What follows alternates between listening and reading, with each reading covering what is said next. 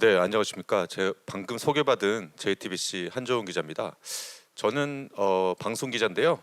방송 쪽에서 제가 2003년부터 기자 생활을 했는데 주로 대부분을 미디어 전문으로 기자 생활을 했습니다. 근데 대부분 미디어 전문 기자는 우리나라에서는 뭐 어떤 방송사를 취재하는 경우인데 저는 좀 특이하게 그 방송사와 방송 산업과 관련된 그런 플랫폼 그리고 뉴미디어 뭐 이런 쪽을 주로 취재해 왔습니다. 오늘 제가 소개드릴 내용은 앞서 이제 들으셨던 내용하고 어느 정도 겹칠 수가 있는데 제가 지난해 1년 동안 네바다 주립대에서 미국에서 방문 연구원으로 이제 근무를 하다 왔어요. 거기서 마침 다들 아시겠지만 코로나 바이러스가 이제 대유행했고 그리고 지난해 11월부터 디즈니 플러스 그리고 애플 TV 플러스 이런 스트리밍 서비스들이 나왔고 올해 HBO가 나왔거든요. 그래서 코로나 바이러스 대유행 속에 이런 스트리밍 서비스들이 어떻게 전개되고 사실 미국 상황이 한국하고는 조금 다를 수 있는데 그래도 미디어라는 것이 거의 비슷하게 전개되기 때문에 한국이 어떻게 전개될까 이런 것들을 말씀을 드리려고 나왔습니다. 지금 여기 배경에 있는 드라마는 이제 스타워즈의 만달로리라는 드라마거든요. 디즈니 플러스의 오리지널 드라마입니다. 예, 지금 말씀드린 미국 방송 시장 변화를 간단하게 정리해 드리면요. 이제 코로나 바이러스 대유행이고요. 그리고 그러다 보니까 TV 광고가 많이 줄었습니다. 사람들이 밖에 안 나고 집에 있다 보니까 기업주들이 광고 집행을 많이 중단했고요. 그리고 유료 방송 가입자가 급격하게 감소했는데 이건 차근하게 말씀드리겠습니다. 이거는 스트리밍 서비스의 증가하고도 뭐 무관한 이야기입니다. 그리고 스트리밍 서비스 시장 확대, 지금 말씀드린 디즈니 플러스가 지난해 11월에 나왔고요. 그리고 퀴비랑 피콕이 HBO 맥스가 나왔는데 퀴비는 아시다시피 얼마 전에 사업을 중단하기도 했죠. 자, 그리고 지난해 서비스에 나온 서비스들이 올해부터는 이제 글로벌 시장으로 진출하고 있습니다. 그러면은 제가 코로나 바이러스로 인한 플랫폼 영향을 간단하게 말씀드릴 텐데요. 이거는 뭐 영어로 쭉 되어 있는데 이제 그림을 보시면 되는데 올해 1월부터 각 플랫폼별로 시청량이 어떻게 변했는지를 보여주는 그래프예요. 1월이 기준이고요. 그러니까 여기서 1월 기준 1보다 더 크면 시청량이 증가했다는 거고 1보다 미치면 시청량이 감소했다는 건데 여기 보시면 아시겠지만 주로 프라임 타임이나 이런 시간에 OTT 스트리밍 서비스가 급격하게 증가하는 걸 볼 수가 있죠. 여기가 3월에 급격히 증가하는데 이거는 미국이 3월부터 학교나 직장이 다 폐쇄가 되고 집에 있는 시간이 늘었거든요. 그래서 당연히 집에서 스트리밍이나 OTT를 보는 이제 그런 가구들이 많아졌습니다. 근데 6월부터는 잠깐 줄어들긴 하는데 이게 추세적으로 스트리밍 서비스가 계속 증가한다는 걸 계속 보여줄 수 있습니다. 지금 말씀드린 내용이고요. 자, 그러면은 아까 말씀드린 광고 영향을 잠깐 이야기 드릴게요. 이것도 지난해와 올해의 광고 시장 변화를 보여주는 표예요. 그래서 각 업종별로 광고가 줄었는지 늘었는지를 보여주는 표인데 여기 보시면 대부분의 광고가 지난해보다 많이 줄었고요.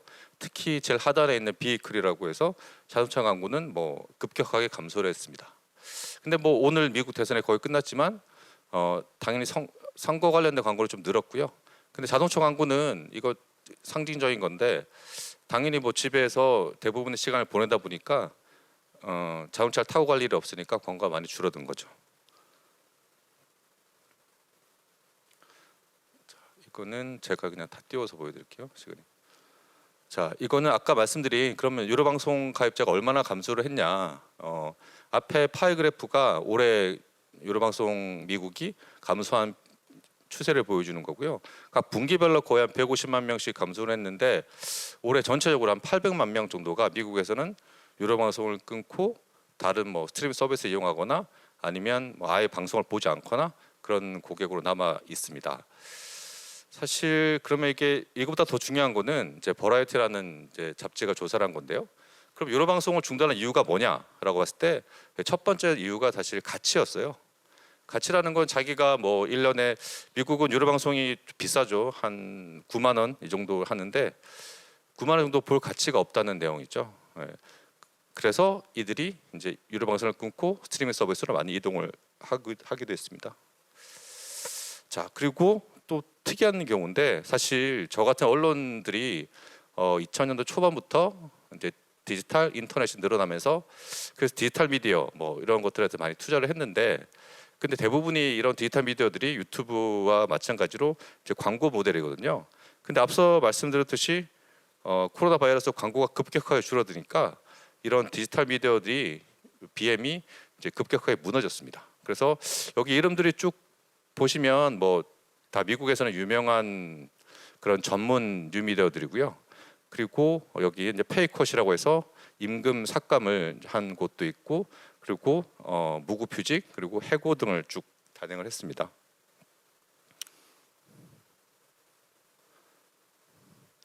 자, 이게 바이스라는 뭐 아주 유명한 사실 미디어에서는 유명한 혁신 사례인데요. 바이스 창업주가 지금 디지털 미디어는 피바다다 이렇게 영어로 말을 했죠. 앞서 봤던 거랑 비슷한 표고요. 근데 이게 바이스, 뭐 버즈피드, 뭐 이런 매체들이 아주 유명한 매체들이에요. 미국에서는 뭐 동영상도 그렇고 인터넷 포맷도 그렇고 상당히 혁신적으로 새로운 길을 간다고 보여주는 매체들인데 그래서 등장했을 때 기업 가치가 뭐 엄청나게 늘었거든요. 미국 뭐 컴캐스트 같은 대기업들도 많이 투자를 하고 그런데 이런 높았던 기업 가치들이 점점 떨어지고 대부분의 지난해는 대부분 이제 적자를 기록했죠. 그리고 뭐 100명씩 작게는 200명씩 많게는 1000명까지는 안 되고요. 500명씩 그렇게 해고를 하게 됩니다. 자, 예, 그 지금까지는 이제 코로나 바이러스로 인해서 시장이 어떻게 단기적으로 영향을 미쳤는지를 말씀을 드렸고요. 그러면은 스트리밍 서비스 시장이 어떻게 커지는지 이게 다 추세적으로 교묘하게 맞아떨어지거든요.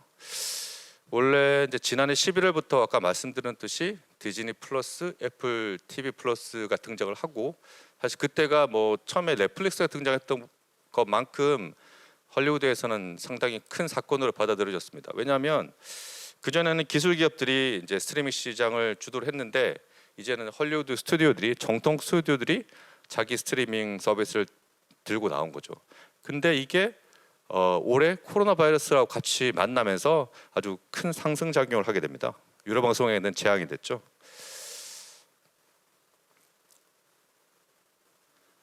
이것도 이거는 이제 미국 그 유료 방송 스트리밍 시장이 어떻게 이제 가입자 증가를 했고 어떻게 증가할지를 보여주는 예측표입니다. 첫 번째 게 SVOD가 우리가 알고 있는 웨이브나 넷플릭스 같이 이제 구독형으로 보는 스트리밍 서비스를 말하는 거고요.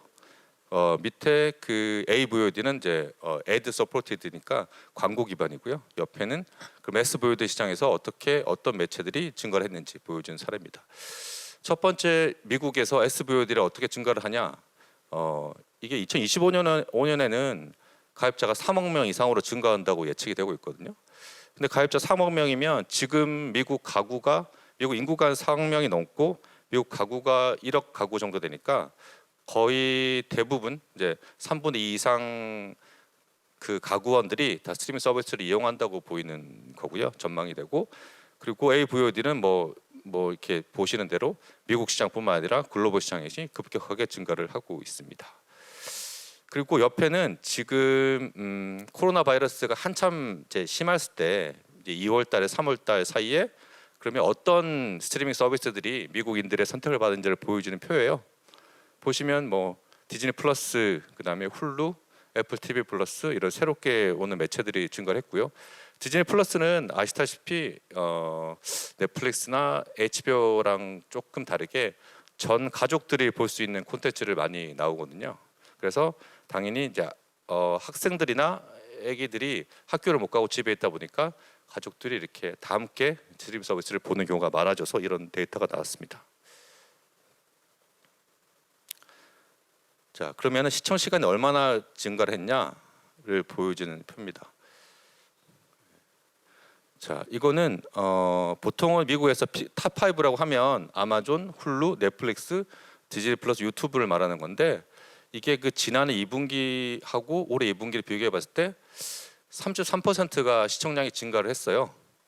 예, 그리고 나머지 위에 있는 저 어더라는 부분은 지금 제가 말씀드린 메이저 말고 미국은 뭐 스트리밍 서비스가 한 300개 정도 되거든요. 그러니까 그런 서비스들도 급격하게 증가를 했다는 걸 보여주는 거고, 그리고 참고로 말씀드려서 하루에 미국은 이제 CTV가 커넥티드 TV라고 해서 인터넷이 연결돼 있는 TV인데 뭐 유튜브를 보든가 아니면 스트리밍 서비스를 보든가 뭐 이런 것들을 보는데 하루 12시간 정도의 시청 시간을 보인다고 합니다. 이렇게 스트리밍 서비스가 이용을 많이 증가하다 보니까 이 콘텐츠 배급도 스트리밍 서비스로 많이 옮겨가고 있어요. 당연히 뭐 보는 사람들이 많다 보니까 뭐 그 볼만한 콘텐츠가 많이 필요한 경우죠. 그래서 첫 번째 그래프가 이거는 이제 우리나라에서는 잘 소개가 안 된 그래프인데, 그러면 지금 방송되어 있는 그런 플랫폼 중에 첫 번째가 브로드캐스트가 보통 우리가 알고 있는 지상파고요. 그리고 케이블 그리고 스트리밍 중에 어떤 각 플랫폼별로 새로운 에피소드가 얼마나 공급이 되느냐. 그 2018년, 19, 20년 보시면 브로드캐스트랑 케이블은 이제 새로운 콘텐츠 공급이 점점 줄어드는 걸 보실 수가 있죠. 근데 반면에 스트리밍은 뭐 232편에서 472편을 거의 배 이상 늘었다는 걸 볼 수가 있고요. 그러면 실제로 이런 걸 많이 궁금해하시죠. 그럼 실제로 스트리밍 서비스가 기존 TV랑 어떻게 다른가? 보면 물론 이제 플랫폼 성격이 다르니까 당연히 소비되는 콘텐츠도 다르죠. 그러니까 쉽게 말씀드리면 TV에서는 흥행했던 포맷이 스트리밍에서는 흥행이 안 될 수도 있죠. 그런 것들 단적으로 보여지는 표입니다. 그러면 스트리밍 서비스에서는 어떤 콘텐츠들이 주로 소비가 됐는지 보면 저 얼터네이티브라는 거는 우리가 알고 있는 그런 게임이나 스포츠, 뮤지컬 같은 그런 그 콘텐츠를 말하는 거고요. 코미디, 드라마인데 주목해야 될 것은 뭐 2018년부터 20년까지 드라마 양이 엄청나게 증가했다는 겁니다. 한국에서도 사실 뭐 스튜디오 드래곤이나 JTBC 스튜디오 같은 경우가 드라마 제작을 늘리고 있는데 최근에 드라마들의 수요처는 사실 TV보다는 이런 스트리밍 서비스가 많습니다. 그러면 이건 간단하게 말씀드릴게요. 뭐 일일이 설명드리기는 시간이 부족하고, 이게 스트리밍 서비스가 이제 급격하게 늘어나 보니까 이게 유형도 특히 BM 같은 경우도 아주 다양하게 진행이 되고 있어요. 우리가 보통 뭐 그냥 통상적으로 OTT라고 불리는 거는 전체를 다 통치하는 거고요. SVOD는 말씀드린 대로 그 구독 기반으로 해서 광고 없이 한 달에 월 정액을 주고 이제 구독하는 서비스고요. 우리나라에서는 뭐 웨이브나 왓챠 같은 서비스가 대표적이고 미국은 넷플릭스입니다. AVOD는 그 가입비 없이 광고로만 진행이 되는 건데 한국은 사실 안타깝게도 아직 이런 시장이 크지는 않죠. 예전에 뭐 티빙이나 몇 군데가 그냥 광고 기반으로 하긴 했는데 광고 시장이 크지 않다 보니까, 근데 미국은 뒤에 보여드리겠지만 AVOD 시장이 아주 큽니다. 그 PVOD는 최근에 좀 늘고 있는 시장입니다.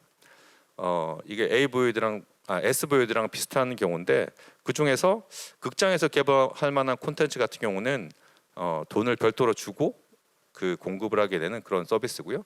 TVOD도 비슷한 렌털 개념이고, 그 최근에 패스트라는 개념은 이거 AVOD라고도 비슷한데 주로 그 TV 이거 완전 무료 시장이에요. 그래서 뭐 삼성 스마트 TV나 LG 스마트 TV들이 자기 별도 채널들을 가지고 미국에서는 뭐 진행하는 경우가 있거든요. 자, 그런 서비스를 말하는 겁니다. 자, 그러면은 사실 이게 제일 중요한 시장이도 뭐 기존 AVOD는 TV 시장에서 옮겨온다고 볼 수가 있고 SVOD는 어떻게 진행이 될지 미국 사례니까 조금 참조해서 보시면 될 것 같고요. 자, 지금 이게 말씀드린 게 SVOD가 그러면 10년 동안 어떻게 시장을 키워왔냐 이걸 보여드리는 표예요. 그래서 당연히 2007년은 넷플릭스의 등장을 의미하는 거고요. 쭉 가다가 그게 이제 여기서 이제 1세대 첫 번째 물결이라고 하는 건데 주로 이제 헐리우드가 아닌 실리콘밸리 기술 기업들이 쭉 등장을 하게 됩니다. 그래서 넷플릭스, 훌루, 아마존 프라임은 뭐 1억 명이 넘는 가입자죠. CBS, 뭐 HBO 나우 쭉 증가를 하는데, 근데 여기 빨간색으로 세컨 웨이브가 등장하는데 바로 이거는 아까 말씀드린 헐리우드 스튜디오들, 정통 스튜디오들, 디즈니나 애플 그리고 MBC, 유니버셜 이런 스튜디오들이 이제 이 시장에 뛰어들게 된 계기가 된 거죠. 그래서 지금은 미국은 지난해하고 올 초에 대부분의 스튜디오들이 시장에 많이 들어왔고요. HBO가 5월에 들어왔고, 그리고 CBS는 기존에 있었고요. 파라마운트, 그리고 디즈니, 그다음에 애플, 이런 데들이 거의 다 들어왔습니다. 그러니까 소니 픽처스 빼고는 나머지 스트리밍을 거의 들어왔고요. 그래서 최근에는 이렇게 시장을 진출하는 미디어들이 서로 시장을 혹은 가입자를 뺏기 위해서 좀 마케팅 경쟁을 급격하게 펼치는 이제 3세대 정도로 생각할 수도 있을 것 같아요. 이거는 이제 주요 사업자 동향인데 지금 국내에 와 있는 사업자도 있고 없는 사업자도 있죠. 사실 넷플릭스 빼고는 아직은 안 들어와 있는데요. 이거는 뒤에 이렇게 자세하게 설명을 드릴 테니까 넘어갈게요. 이것도 그러면 스트리밍 서비스가 브랜드별로 얼마나 점유를 하고 있는지 보여드리는 거고요. 그 첫 번째가 그 인터넷 가능한 TV 중에 얼마나 스트리밍 서비스 이용하느냐, 전체 4분의 1 시간을 스트리밍 서비스를 이용한다고 이제 분석이 된 거고요. 그러면 그 4분의 1 시간 동안 어떤 걸 보느냐에 따라서 당연히 넷플릭스, 유튜브, 훌루, 아마존, 훌루도 디즈니 거니까요. 이런 우리가 알고 있는 메이저 서비스들이 이제 많이 소비가 되고 있습니다. 근데 전체적으로 늘고 있다는 걸 볼 수가 있고요. 자, 그러면은 아까 말씀드리는 거랑 같은 거예요. 그러면 사실 미국은 이제 사실 규모 정도만 보시면 될 것 같아요. 그러면 300개 이상을 말씀드렸고 5천만 명 이상 가입자가 있는 사업자가 넷플릭스, 아마존 프라임 비디오. 아마존은 아시겠지만 아마존 프라임이라는 그런 쇼핑몰하고 같이 운영을 하니까 가입자가 많고요. 디즈니 플러스는 지난 11월에 나왔는데 올해 2분기에 벌써 6천만 명을 넘어섰습니다. 글로벌 진출도 빠르게 진행하고 있고요. 그리고 그다음에 1,000만에서 5천만 사이의 서비스들인데 훌루도 디즈니가 인수를 했으니까 훌루는 주로 미국 지상파 방송 콘텐츠가 많이 나오고요. 유튜브 프리미엄 아시겠죠? 오리지널 한국에도 진출했죠. I Want TFC는 필리핀 콘텐츠예요. 그다음 쭉 보시면 CBS 그리고 그다음 피콕이라고 MBC 유니버셜에서 하는 서비스인데 이게 최근에 성장 속도가 아주 빠릅니다. 이거 완전 무료 콘텐츠도 있거든요. HBO Max는 전통적으로 HBO 고객들이 아주 선호하는 서비스고요. 장기적으로는 디즈니 플러스하고 넷플릭스, HBO Max 세 군데가 아마 시장을 장악할 거라고 예측이 되고 있습니다. 브릭박스는 좀 독특한데요. 영국의 방송사 두 곳이 BBC나 ITV가 만든 글로벌형 스트리밍 서비스입니다. 자, 지금 말씀드린 디즈니 플러스를 따로 말씀을 드리면요. 2019년 11월에 등장을 했고요. 그리고 여기는 얘가 이 화면을 보여드리는 이유가 이렇게 딱 서비스가 단순해요. 그러니까 디즈니, 픽사, 마블, 스타워즈, 그다음에 내셔널 지오그래피 여기 5개 카테고리 내에서 모든 서비스들이 사실 콘텐츠가 진행이 되고 있고요. TV 에피소드가 계속 증가했지만 제가 쓸 때는 10,000개 정도 되었고 6,500만 명. 근데 가입비가 한 달에 한 $7 정도니까 우리나라로 이제 10,000원이 안 되니까 상당히 가입자가 늘고 있죠. 그리고 여기 이 디즈니 플러스의 가장 큰 장점은 사실 어떤 걸 틀어도 별로 민망하거나 그런 콘텐츠가 없어서 가족 모두가 볼 수 있는 그런 서비스들을 하고 있다는 겁니다. 그리고 MBC 유니버셜인데 MBC 유니버셜은 아시겠지만 유니버셜 스튜디오라는 게 조스라는 프로그램도 있고 그 영화나 TV 프로그램이 아주 많잖아요. 그래서 그런 큰 라이브러리를 가지고 있는 사업자고요. 그리고 여기서 사실 제일 강조하는 건 스포츠 콘텐츠예요. 사실 여기가 지난해 이제 올해 4월, 7월에 론칭하기로 돼 있었는데 이제 4월은 그냥 자기 컴캐스트 이제 같은 계사니까 케이블 회사하고 같이 하기로 했고 7월은 하기로 했는데 7월에 한 이유는 이제 7월에 원래는 도쿄 올림픽을 진행을 하기로 했었잖아요. 지금 코로나 때문에 1년이 밀리긴 했지만 그때 MBC가 도쿄 올림픽 중계권을 가지고 있기 때문에 그러면 스트리밍을 통해서 그러면 새로운 스포츠 중계를 보여주겠다고 해서 나왔는데 안타깝게도 도쿄올림픽이 코로나 바이러스로 1년 연기됐기 때문에 사실 이 서비스도 좀 그렇게 뭐 인기가 없었죠. 근데 이게 점점 갈수록 사실 무료 서비스, 유료 서비스, 유무료 같이 진행을 하면서 아주 인기를 끌고 있습니다. 여기 HBO도 마찬가지예요. 아까 말씀드렸듯이 이게 디즈니랑 되게 유사하잖아요. 디즈니도 아까 픽사나 스타워즈 같은 그런 자기 내부 스튜디오들을 보여주지만 여기도 마찬가지. DC 코믹스, 시스템 스트리트, 뭐 카툰 네트워크스, 그러니까 이렇게 자기들 확실한 콘텐츠 있는 사업자들이 이런 식으로 그 자기 채널별로 이렇게 서비스를 하고 있는 거고요. 지금 가입자가 아직 그렇게 많지는 않은데 점점 왜냐하면 이게 한 달에 $15로 좀 가격이 만만치가 않으니까 많지가 않은데 근데 앞으로는 사실 뭐 콘텐츠 오리지널도 그렇고 상당히 퀄리티가 좋기 때문에 훨씬 더 늘어날 것으로 보입니다. CNN도 같은 자회사입니다. 여기 또 독특한 게 그 뉴스 오리지널이 많아요. CNN이 만드는 다큐멘터리 뭐 이런 것들 상당히 화질이 하고 품질이 좋은 것들이 많습니다.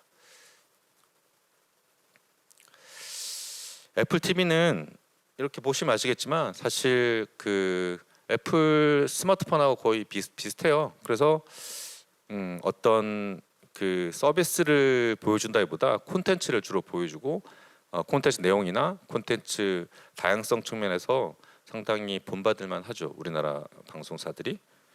그래서 뭐 근데 이게 정확하게 아직까지 뭐 애플이 정보를 그렇게 친절하게 공개하는 사업자가 아니니까 얼마나 가입된지는 뭐 알 수가 없지만 애플은 뭐 스마트폰이나 애플 기기를 살 경우에는 1년 동안 무료로 주기 때문에 상당한 가입자가 있을 것으로 예상이 됩니다. 그리고 지금까지는 S VOD를 보여드렸는데 A VOD를 말씀드릴게요. 시간 없어갖고 A VOD는 뭐 말씀드린 대로 이렇게 쭉 증가를 하고 있고요. 이거는 그 삼성이 스마트 TV를 가지고 있기 때문에 삼성 스마트 TV 광고하는 그런 매체들 그런 걸 경향으로 해서 얼마나 A VOD를 보고 있는지를 볼 수 있는데 뭐 보면은 18% 정도 삼성 스마트 TV를 보는 사람들 18% 정도가 A VOD를 이미 인지를 하고 있고 많이 본다고 하고 최근에 뭐 많이 늘고 있습니다. 그 아까 말씀드렸듯이 이거 패스트라는 건 A VOD의 대명사로 급성장하고 있는데 완전 무료예요. 그 한국에서는 사실 스마트 TV에서도 무료 채널이 별로 없는데 미국은 뭐 무료 채널들이 뭐 100개 넘게씩 특히 삼성 LG 같은 경우 스마트 TV를 사면 뭐 100개 넘는 채널이 나오기 때문에 아주 늘고 있습니다. 이 플루토 TV는 재밌는 사업자예요. 이거는 원래는 CBS가 소유를 하고 있는데 바이오컴 CBS는 대부분 방송사들이 그렇죠. 그러니까 자기가 SVOD 그 아까 말씀드린 CBS 올 액세스라는 그런 스트리밍 서비스를 가지고 있음에도 불구하고 이렇게 무료 기반의 스트리밍들도 가지고 있거든요. 이건 원래 뭐 2013년에 인수를 한 회사지만 이건 광고 기반으로 이제 서비스를 하는데 주로 이제 스포츠 채널들이나 뉴스 채널들을 많이 나옵니다. 여기 보시면 플루토 TV가 지금 이게 그 뉴스 채널만 이렇게 소개가 된 거예요. 그러니까 사실 이게 다 완전 무료니까 일반인들이 이 정도 되면은 뭐 케이블 이렇게 끊고 볼 수 있는 정도의 양은 되죠. 이것도 비슷한 사업자인데요. 투비라고 해서 이건 폭스가 인수한 사업자입니다. 그 폭스 우리가 알고 있는 폭스가 이제 그 디즈니한테 팔린 그런 폭스 21세기 폭스가 아니고요.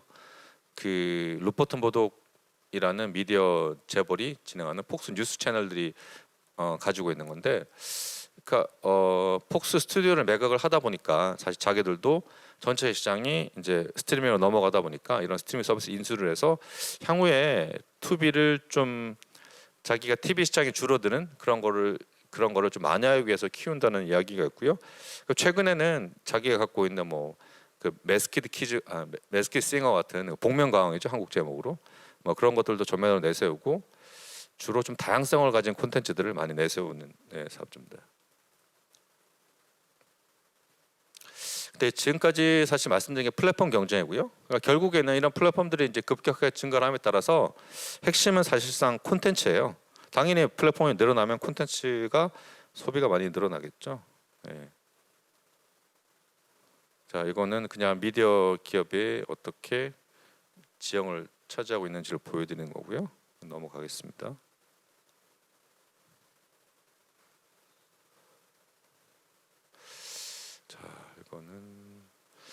자, 이거를 그냥 보시면 될 것 같은데요. 지금 그래서 아까 말씀드린 대로 지금 헐리우드 스튜디오들 그리고 기술 대기업들이 자기 각자의 스트리밍 서비스를 쫙 내놓고요.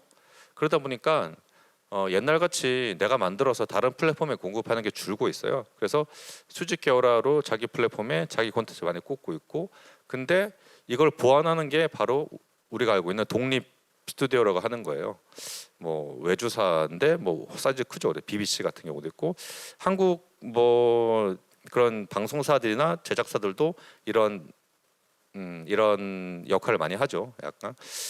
그리고 그리고 이제 사실 버라이어티는 이 사람들 무기상으로 이제 지칭을 하기도 했어요. 뭐. 자, 이거는 이제 메이저 배급이 어떻게 되느냐?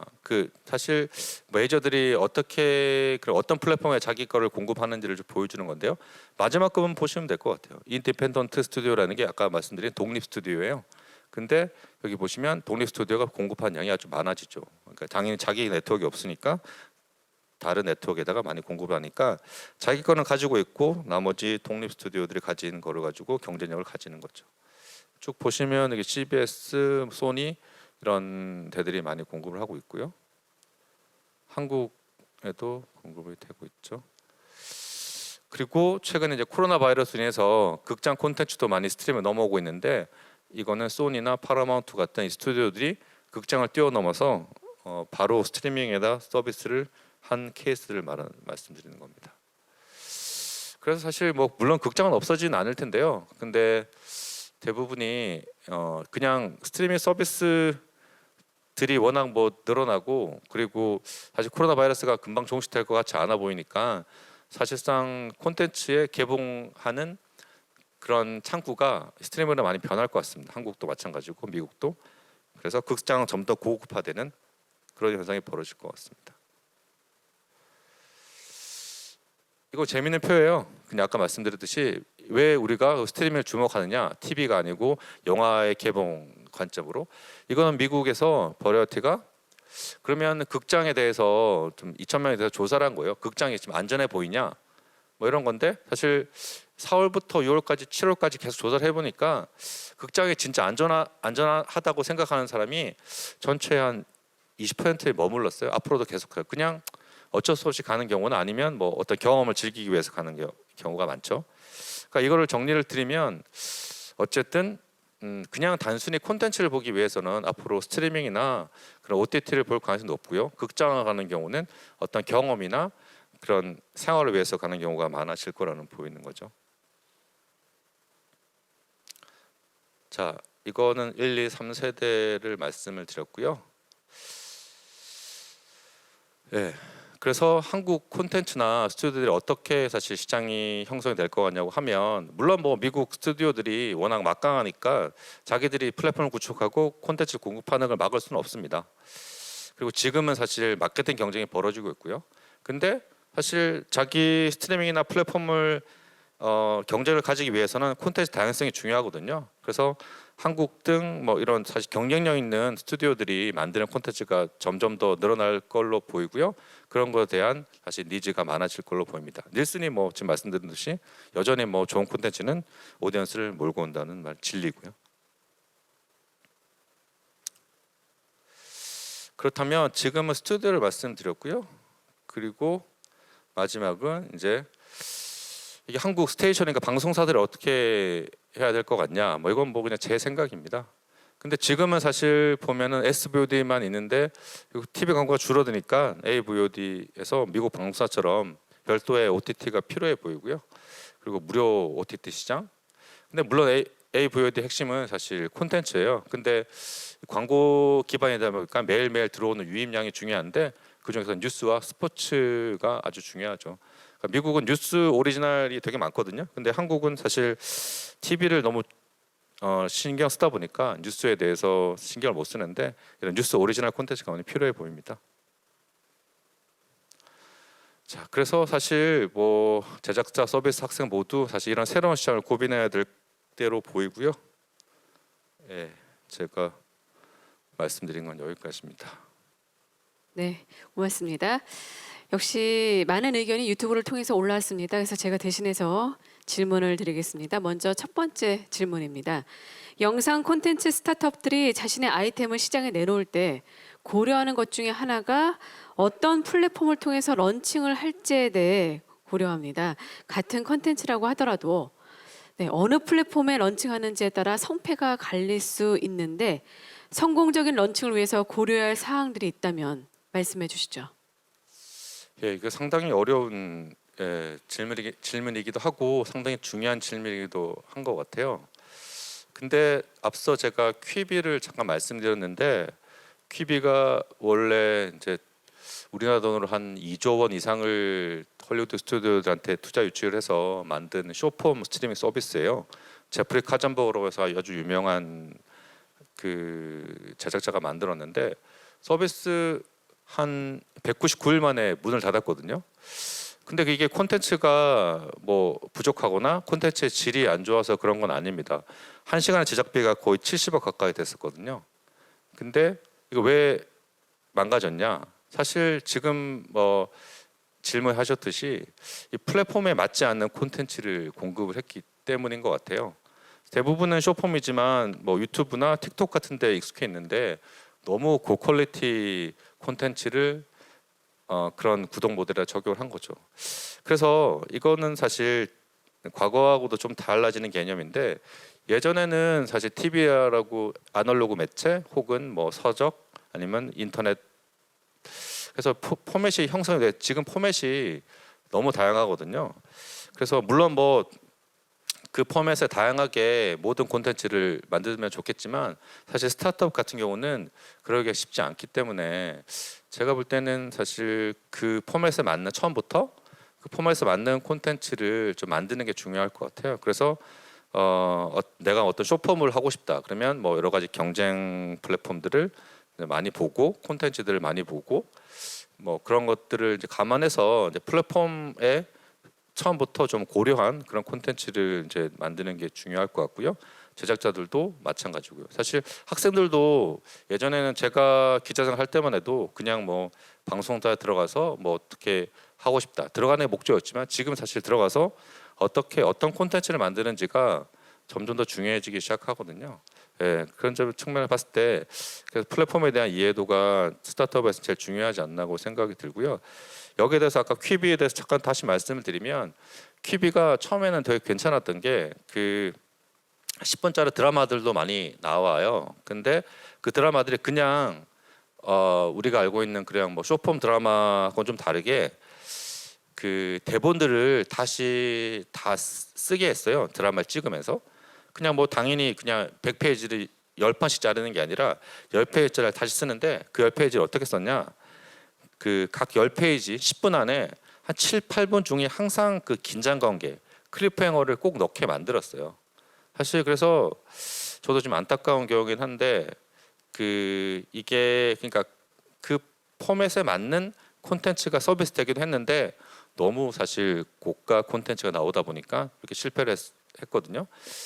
그러니까 다시 정리해서 말씀드리면 플랫폼에 대한 이해도는 사실 상당히 중요하고요. 그 자기 콘텐츠가 어떤 서비스, 어떤 오디언스를 향해서 서비스 된다는 거는 아는 건 상당히 중요합니다. 네, 알겠습니다. 플랫폼에 대한 이해가 무엇보다도 필요하다라고 말씀하셨는데요. 두 번째 질문입니다. 넷플릭스, 웨이브, 시즌과 같은 이런 플랫폼 기업들이 속된 말로 고였다고 생각하는데 스타트업 기업이 살아남기 위한 돌파구 어떤 게 있을까요? 네, 이게 참 한국이 가입자가 늘지 않아서 뭐 말씀하신 대로 지금 세 군데에다가 이제 뭐 시장을 좀 장악하고 있는 건 맞고요. 근데 이렇게 보시면 될 것 같아요. 사실 한국이 그 세계 다합자 다 가입 아까 뭐 제가 미국 그 스트리밍 시장이 2025년까지 3억 명까지 늘어난다고 말씀드렸는데 한국도 아직까지는 사실 이게 시장이 커지는 게 분명할 거거든요.